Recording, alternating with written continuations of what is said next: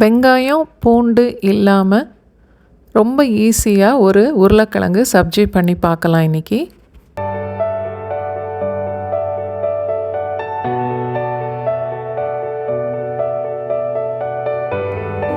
Video பார்க்குறதுக்கு முன்னால் சேனலை சப்ஸ்கிரைப் பண்ணிவிட்டு பக்கத்தில் உள்ள பெல் ஐக்கானும் ப்ரெஸ் பண்ணிக்கோங்க.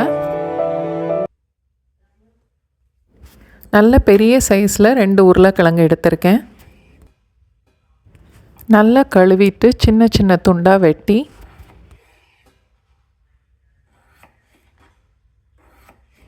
இந்த கிண்ணத்தில் போட்டு குக்கரில் ஆவியில் வேக விட போகிறேன். 3 இல்லை 4 விசில் வச்சா போதும். பெரிய சைஸில் 2 தக்காளி அதையும் வெட்டி மிக்சியில் போட்டு நல்லா அரைச்சி எடுக்க போகிறேன்.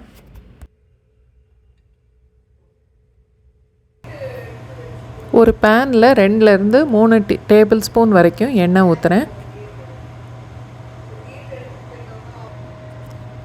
தாளிக்கிறதுக்கு 1/2 ஸ்பூன் கடுகு, 1/2 ஸ்பூன் சீரகம்,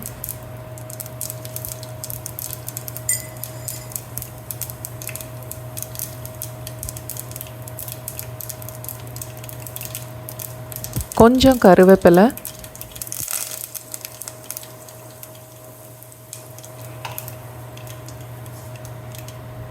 இப்போ அரைச்சி வச்ச தக்காளி அதோட சேர்க்குறேன். மிக்சியை அலசி ஒரு 1/4 கப் அளவுக்கு தண்ணி,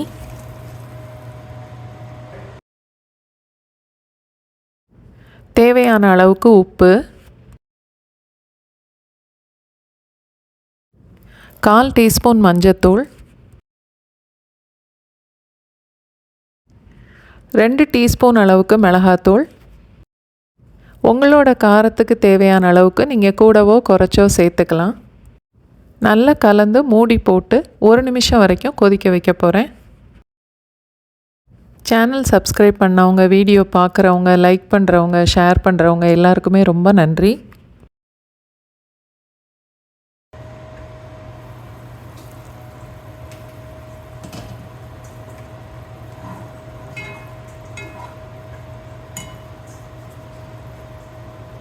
வேக வச்ச உருளைக்கிழங்கு எல்லாத்தையும் இதோட சேர்க்குறேன்.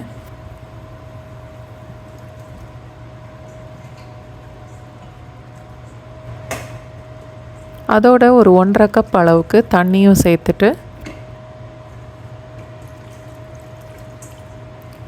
நல்லா கலந்து மூடி போட்டு 2 நிமிஷம் வரைக்கும் கொதிக்க வைக்க போகிறேன். அடுப்பு மீடியம் ஃப்ளேமில் தான் இருக்குது.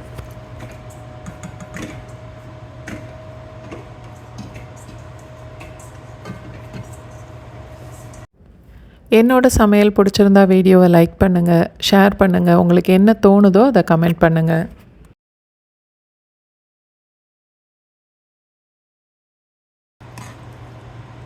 ஒரு 4-5 துண்டு உருளைக்கிழங்க நல்லா உடச்சி மசிச்சு விட்டால் கிரேவி கொஞ்சம் கெட்டியாகும்.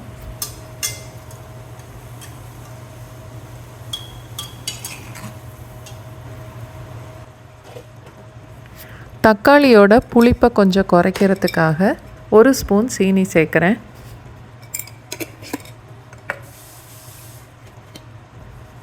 ஒரு டீஸ்பூன் நெய், சப்ஜியோட எக்ஸ்ட்ரா ஃப்ளேவருக்காக ஒரு 1/4 கப் அளவுக்கு கொத்தமல்லி இலை. சப்பாத்தி பூரியோடு சேர்த்து சாப்பிட்றதுக்கு இந்த சப்ஜி ரொம்ப நல்லாயிருக்கும். கடைசியில் ஒரு 1/2 டீஸ்பூன் கரம் மசாலா தூள் சேர்த்துட்டு அடுப்பை ஆஃப் பண்ணிடலாம்.